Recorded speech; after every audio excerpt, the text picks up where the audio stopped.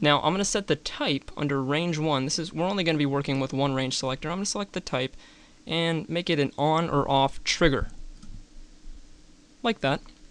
And I'm going to set it just by default. I'm going to set it up here on this line. And I'm going to scrub through here. And you can see anytime that this bar, for example, this bar is right here, it's below it. This bar is going to shoot above it as I scroll forward. This output box over here, depending on how far this goes above, enhances the value. But we have our type set to on and off trigger. So it's really just going to trigger between 100, a value of 100, and 0, which is like on and off. But it's going to go up, and while it's over that, you can see now that the output is at 100% because it's over it. And as it comes back down, bam, it goes below it there, then it triggers off. So we're pretty much good. We have both that segment, and it should switch over to the next base here, bam. And then that one goes on, stays on, goes off, on, off, and on. All the way through. And this is really useful, because believe it or not, it's not only visual, but yeah, it's very accurate, and you have a lot of control over the variables. Remember guys, got to experiment with those variables. So I'm going to hit apply. It really is that simple. You just hit apply. Give it a second, because it's generating a lot of keyframes over a period of 10 seconds in my comp. And now I'm going to pull down the sound hits layer, go to effects, and you'll see our sound keys. Pull down range 1, and here it is. It's already keyframed for us from beginning to end, and the value ranges, you'll see it's 100 here, and scroll forward, and at this point it's 0, 100, 0, 100, etc., all the way through. And those are the values we're going to be using in our expressions. So I'm going to keep that expanded, but what I'm going to do is I'm going to hide this layer. I'm going to hide it, and I'm going to unhide our other two layers, our wave and our text layer.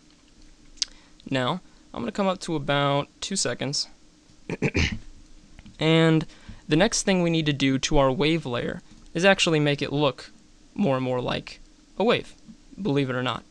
So what we're going to do is we're going to apply 2 additional effects, very straightforward at this point. We already have our wave generated. We're just going to apply a blur, specifically a Gaussian blur.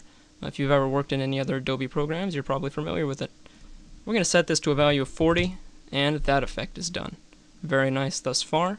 We're going to go to Effect, we're going to add one more, and we're going to also add a trap code shine. Now when I was making this effect, this was actually kind of a happy accident, and I'll show you why, but yeah, I'm going to go ahead here and I'm going to colorize it, and I'm going to keep this orange just for now. I'm actually going to adjust the orange, but what we're going to do is we're going to set our shadows to that bluish green, kind of what we had before, something like over here. Drag up maybe a little more blue, and that works. Now, what I'm going to show you real quick is kind of this happy accident I was talking about. Whenever it comes together, you know, I had an idea. If we increase the ray length to something like 10, really high, making the rays stand out a lot more like we did with the text, and then set the boost light to something around 14, we get an awesome effect here. And basically, as those rings start to form and spread outwards, there's that kind of burst of energy from the center, which was really sublime. What we're going to do now is just adjust that color to be more like a sun. And I'm going to keep that same orange spectrum. I'm just going to adjust this a little bit like such, to be a little bit desaturated, but more towards the whites. And that's about good for me. And now we have this really cool effect every time one of these ripples is generated. Pretty neat. Pretty neat. Alright, so I'm going to come back here to the beginning. And as that one's about coming out there, I'm going to leave it there. I'm just going to pull these back up because we are done with that point, or that layer. And what I'm going to do now is we're going to begin adding our expressions. So what I'm going to do is I'm going to go under, pull down the wave, and it's good that we have our sound hits already expanded here because we're going to be tagging that output layer for our expressions. We're going to be using that data. So wave, effects, and then we're going to be messing with the radio waves, specifically under the wave motion, and as I said at the beginning here, the velocity is what we're going to be messing with. So I'm going to alt-click that, and we're just going to delete what's there. I'm going to select the pick whip tool, brings out this springy thing, and I'm going to scroll up, bring it up towards here, and up, and drag it right onto the output value. And what that does in my expressions is, if you already have watched my previous tutorials, then you already probably know this, is it grabs that value and sets it to whatever this is.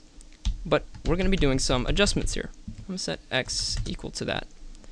And I'm going to pull this down so you can better read it, as always. Now what we're going to say is if this value, x, which is the value of the output layer, so to speak, the output keyframes, if x is equal to 100, since we had it set to the type set to trigger on or off, it'll only toggle between 100 and 0. If x is equal to 100, then we're going to set the value of the frequency to, set it to 0.5. Else,